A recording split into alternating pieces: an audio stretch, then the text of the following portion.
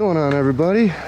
Welcome to the skateboarding journey. Today I got I guess something slightly different to talk about here, something slightly a skate adjacent topic, I guess you could say, because it does involve the channel, it does involve skating, and it does involve me, but it doesn't involve skating directly. And this is, so basically I'm showing you guys all this progress that I'm doing in getting back into skateboarding, you know, doing the tricks, doing the practices, doing all that stuff. But what's kind of being lost and forgotten in this is I'm actually doing a lot of learning and progress in other fields here too. See, creative digital stuff, I've been doing that for a while now. I did spend about 10 years of my life doing wedding photography, actually, and I'll show some pictures of that as I'm going here. Look in the background, there'll be some pictures. I wasn't a bad photographer, but I was a horrible businessman. I learned Lightroom, I learned Photoshop, I learned a lot of techniques, but the one thing I never actually learned while I was doing that was video. I picked up some basics of graphic design, I picked up some basics of just design in general, like from making like wedding albums and obviously like designing a website. I never really dabbled in video, and everybody always asked, do you do video, do you do, and it was always something that kind of daunted me when I looked at video. I'm like, I don't even understand how to deal with video. You're adding motion, you're adding sound, you're adding like a lot of factors. Like I wasn't ready, you know, to really grapple with at that point in time, I guess, because I guess it didn't, I mean, I just needed something, a reason. I needed inspiration to do it, and, you know, weddings wasn't doing that for me. So now that I'm doing this, though, yeah, it's kind of hard to not acknowledge, you know, to not want to bring up and acknowledge that, yes, there's been a lot of progress in the other side of things, the behind the camera side of things, and the behind the camera side of things, where, you know, I really didn't know anything about video editing. I had never really touched a piece of video editing software prior to doing this channel. And at the beginning of doing the channel, I had a very, very old computer. Let's just say that. When I was doing the purchase order for the new computer, I actually tried to see what it would have trade-in value. And the sad answer to that was no. It has recycle value. You could recycle it. Like there was nothing you could update on it. Like there was no updates, there was no, I had to, for the video software that I was running on it, it wasn't a matter of like, gee, I'm gonna go and research and figure out my price point and make a informed customer decision, because obviously, you know, the informed customer decision at the time, if I'm looking to get into it for free, is DaVinci Resolve, which, nope, sorry, well-timed smack there. See, I'm learning that one. Nope, can't do that. The operating system won't handle that. So, you know, I figured, well, okay, let's see, can I, maybe if I buy something, let's say that should do it. We'll go some paid software. So Final Cut, nope.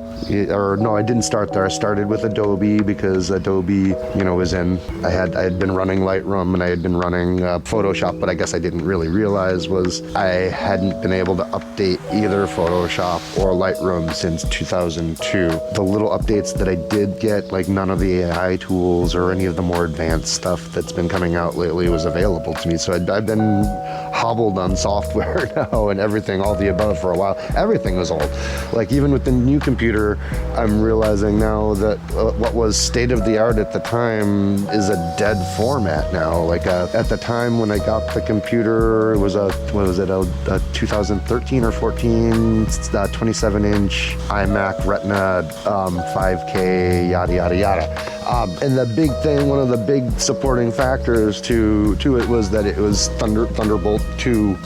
You know, it had Thunderbolt 2, which apparently Thunderbolt 2 just does not exist anymore. Like I went to go plug in I had a nice, you know, at the time it was nice, a nice G drive, G technology drive. One of those, they were fairly state of the art at the time.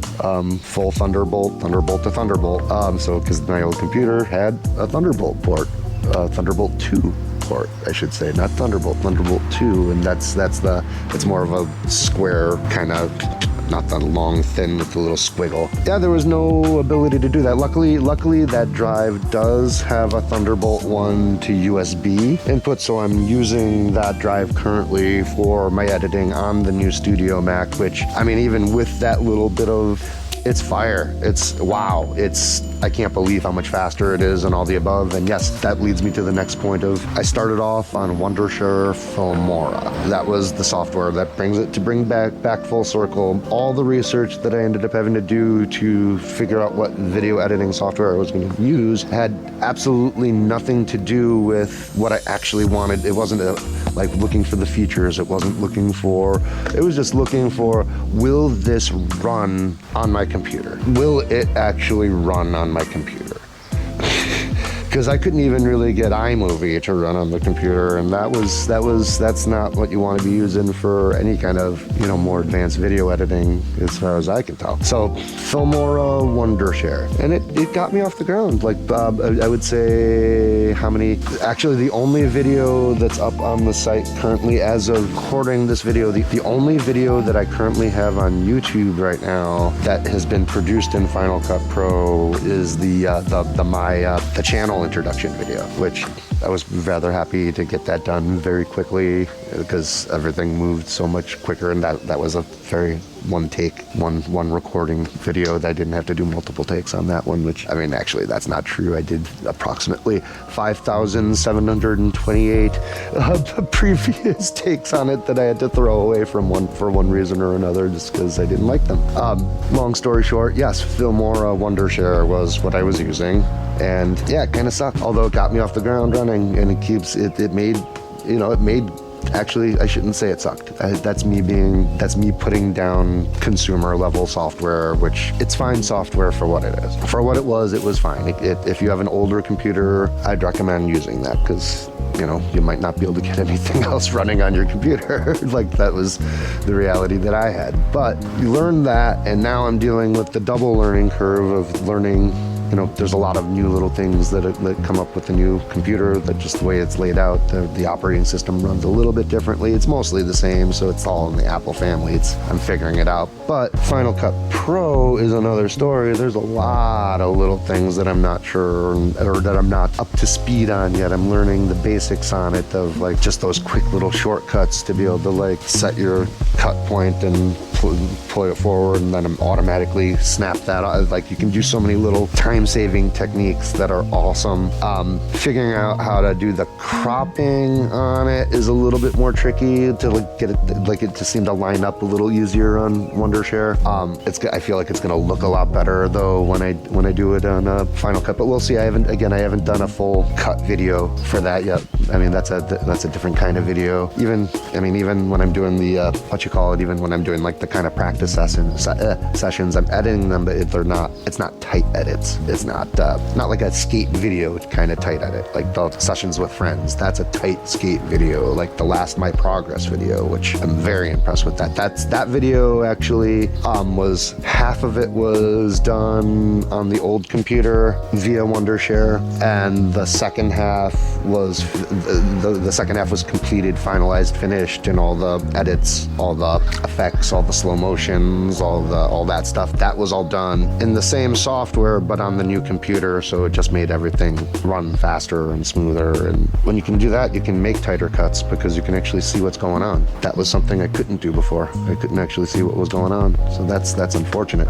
But that said, yeah, no, I just wanted to briefly acknowledge that, like, there's on the screen that I'm showing you, there's a lot of behind the scenes learning that's going on to make it so I can bring this stuff to you guys. I mean, hell, just getting to the point where I feel comfortable enough just throwing the camera up and talking to the camera for, what is it, going on 12 minutes, 10 seconds now. It's not gonna be after edit, it's gonna be different, but you get the point. Like, just being able to sit down and talk to the camera, like, that's kind of monumental for me right now. Like, just being able to do this easy peasy, that's progress in and of itself. I mentioned it in a comment on a thread on YouTube that there was somebody who put, I'll have to dig up the name and post it somewhere. We'll deal with that in like a corner. I'll throw a card up to his video actually, or whatever. That's what I'll do. I'll put a card to the dude's video that I commented on. He's an adult who's just getting into skateboarding. I think he's about 2 or 3 months into it, and he might be longer. I'm not sure. I got to look more into his channel.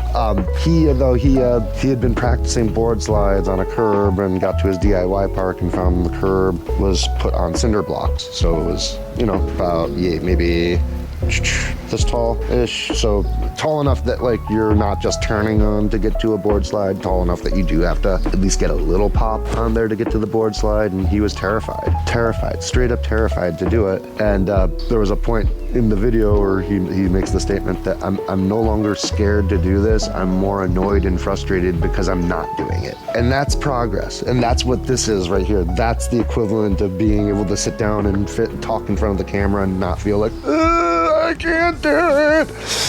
Like, it's getting over personal fears, and that's also progress. Like, there's a lot of progress that goes on in all aspects of this, and there's even the YouTube side of progress with learning the algorithm and making the mistake of going into shorts territory, which, yeah, great dopamine, woohoo, fun-filled. I need to take a poop. I need some quick stuff to watch.